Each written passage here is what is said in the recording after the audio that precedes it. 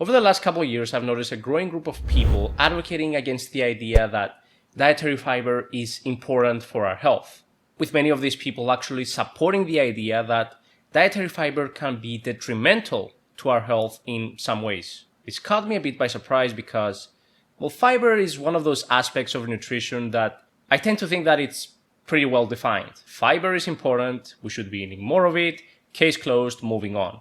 So in this video, I want to take a hard look at what the evidence says about whether or not fiber really is as important as it's made out to be, or if all this is just some big conspiracy to keep us all bloated and constipated, or at the very least shows that the evidence needs reviewing.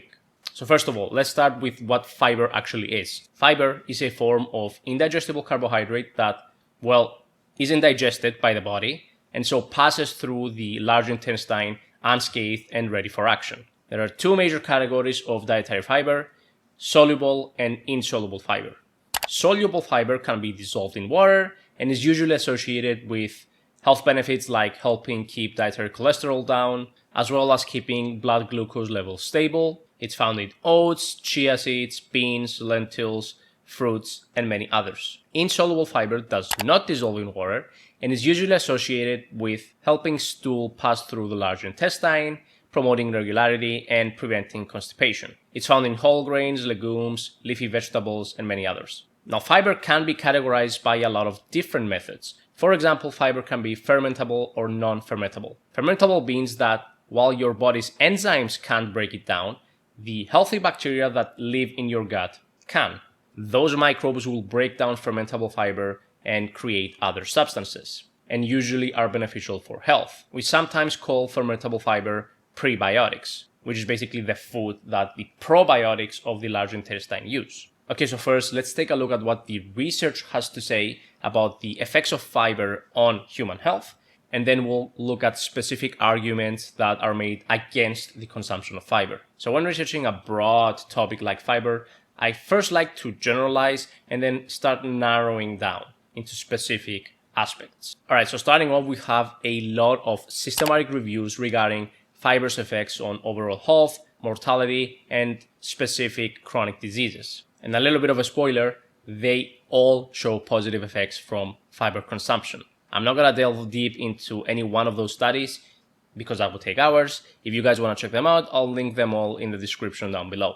But starting off, we have two systematic reviews that examine the effects of fiber on all-cause mortality, pretty much meaning dying for whatever reason. Both of these reviews found a statistically significant inverse association between the consumption of fiber and all-cause mortality, pretty much meaning that the more fiber the participants consumed, the less chance they had of, well, dying.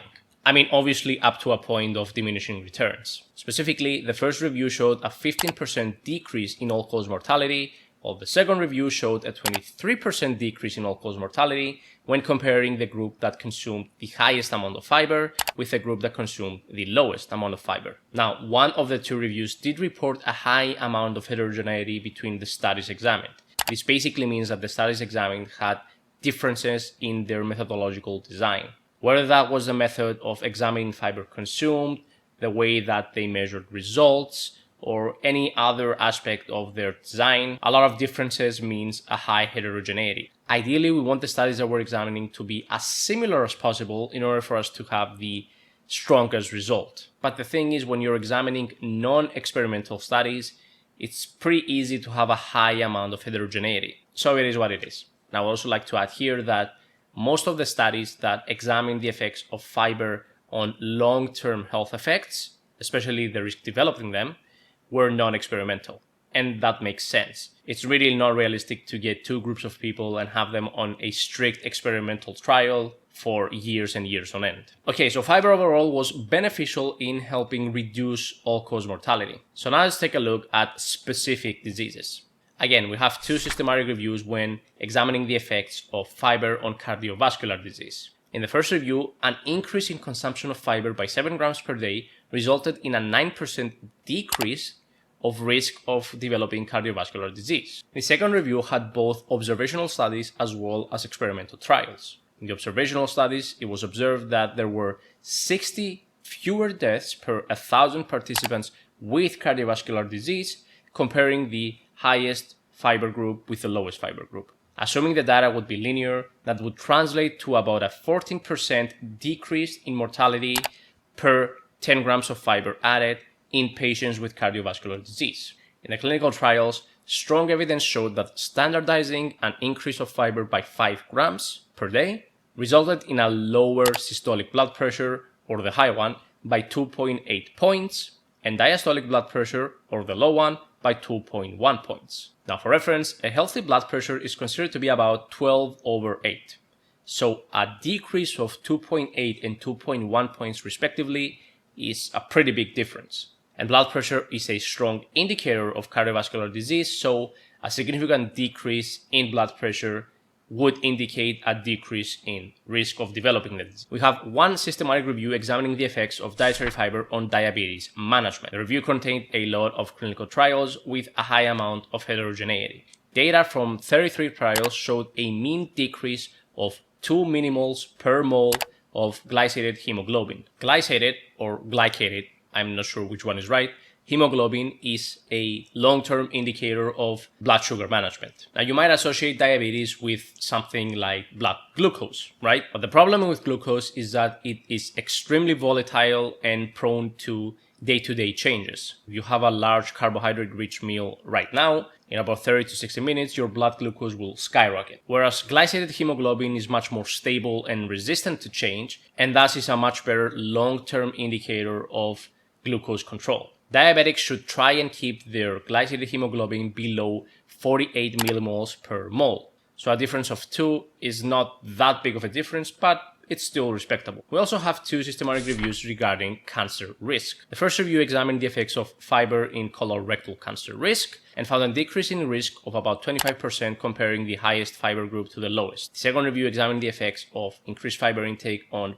pancreatic cancer risk and found a decrease of about 27% comparing the higher fiber to the lowest fiber group. Both of the studies had moderate to high amount of heterogeneity. And finally, we have a systematic review examining the effects of increased fiber intake on the development of inflammatory bowel disease, or IBD. Now, IBD is essentially a term for 2 different diseases, Crohn's disease and ulcerative colitis. Both of them are effectively a chronic inflammation somewhere in the GI tract, usually somewhere in the intestine. There was no significant difference in risk comparing the highest to lowest fiber group when it came to ulcerative colitis, but there was a 41% decrease in risk for Crohn's disease. So, all in all, fiber seems very beneficial in preventing and sometimes even managing chronic diseases. Looking pretty good for fiber so far. Now let's take a look at how fiber intake affects the gut specifically. Most of the arguments against the consumption of fiber have to do with its effects on intestinal health. Some people seem to think that fiber can actually do more harm than good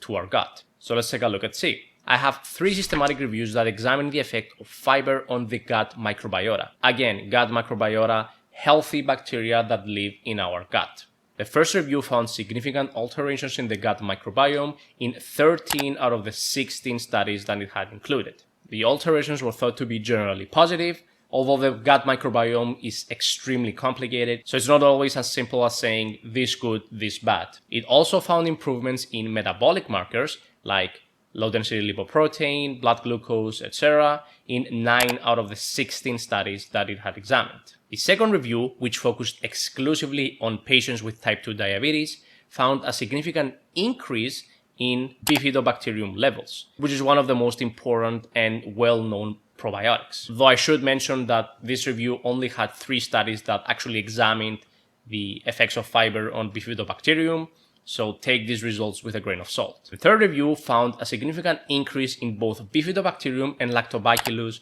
when comparing the fiber intake group to the control group. And this review actually contained a lot of trials, 59 for bifidobacterium and 28 for lactobacillus to be exact, with, however, a high amount of heterogeneity. Again, an increase in important probiotics is considered to be beneficial for health in a lot of ways. Okay, so here's the big one. I want to take a look at fiber's relationship with constipation. There's a growing number of people that think that fiber can actually make constipation worse instead of treating it. I'll go to the specific arguments behind that in a few minutes, but for now, let's take a look at the evidence. First systematic review examined 7 studies where the effect of fiber on chronic constipation was examined, and 3 studies where the effect of fiber on IBS-related constipation was examined. Now, IBS stands for irritable bowel syndrome. It is effectively a combination of different symptoms in the intestine that occur for a prolonged period of time. IBS is actually categorized into 4 different types. IBS-D, which consists of mostly diarrhea and abdominal discomfort. IBS-C, which consists of mostly constipation and abdominal discomfort. IBS mixed, which consists of both diarrhea and constipation. And IBS-U, which means that basically you have a lot of different symptoms. Now, of the 7 studies that examined chronic constipation, 5 of them showed a positive effect of either increased fiber consumption or supplementation. And of the 3 studies that examined IBS-related constipation, all of them showed a positive effect from fiber. The second systematic review contained a total of 16 randomized controlled trials. Of the total number of participants in the intervention group, so the group that were given fiber supplements, 66% of them showed an improvement in symptoms compared to 41% in the placebo group. Psyllium and pectin had significant effects, specifically with a consumption of more than 10 grams per day and for longer intervention periods that lasted more than 4 weeks. Now, there are more studies and you're welcome to do your own research, but I think the evidence is pretty clear at this point. Fiber is effective for treating constipation. Again, a major problem in all of those studies is the moderate to high amount of heterogeneity, which makes it difficult to compare results. However, there's power in numbers, and remember that we're examining systematic reviews here, which in and of themselves are studies that examine a lot of different studies in a systematic way. The general tendency is that when it comes to long-term effects on health and diseases, the amount of fiber consumed and the duration is much more important. When it comes to more acute problems, the type of fiber seems to play a much bigger role. Now, I could just end the video here, since the evidence seems to be heavily skewed in favor of fiber, but I want to delve a little bit deeper. Here's the thing. It is an absolute fact that for some people, fiber makes constipation worse. There's scientific evidence as well as a ton of anecdotal evidence to back that up. A lot of people swear by this. They swear by the fact that by cutting out fiber, their constipation had actually improved. But why? So one major argument against the consumption of fiber is that it adds bulk to the stool, and by definition, it makes the passing of the stool harder. But this is extremely misleading. Yes, fiber does add bulk to stool, but it does so primarily by absorbing water into the intestine and the stools themselves, making them much softer. So which one do you think is easier to pass through the intestine?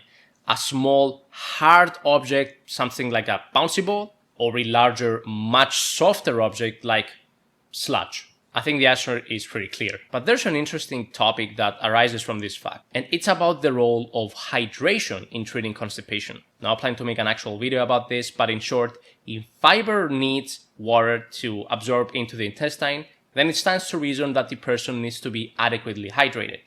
Fiber can actually dehydrate you, exactly because it absorbs water. So some people actually think that fiber can have either no effect at all or can actually make symptoms worse if a person is dehydrated. So if it's not fiber adding bulk to stool that causes constipation, why is it that so many people that consume a high amount of fiber are still constipated or can even make it worse? Well, the reality is that we don't actually know exactly, but we can make educated guesses. The first one, and in my opinion, the biggest reason as to why fiber can worsen constipation, has to do with IBS. Now you're probably thinking to yourself, oh, this doesn't apply to me. I'm not suffering from IBS.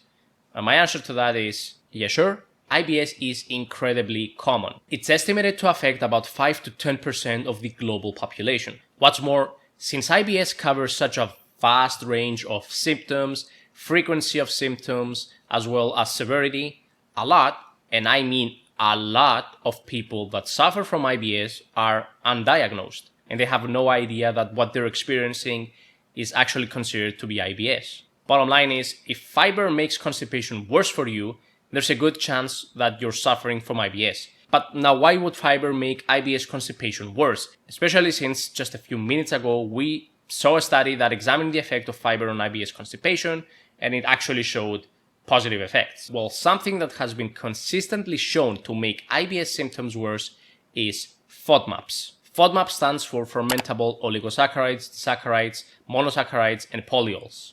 Basically, they are short-chain carbohydrates that are poorly digested by the body and cause symptoms to a lot of people. And the thing about FODMAPs is that they overlap with fiber a lot. Many foods that are high in fiber, like certain vegetables and fruits, legumes, and even some whole grain products, are also high in FODMAPs, meaning that fiber may not be to blame for your struggles. If you're suffering from constipation and you feel like fiber is actually making things worse, you can try to limit FODMAP consumption while keeping fiber high and see if that fixes your problem. You can easily find high fiber, low FODMAP foods by doing a quick Google search. To close the video, I just want to say that the gut is extremely complicated, and there's also an extremely high amount of variability.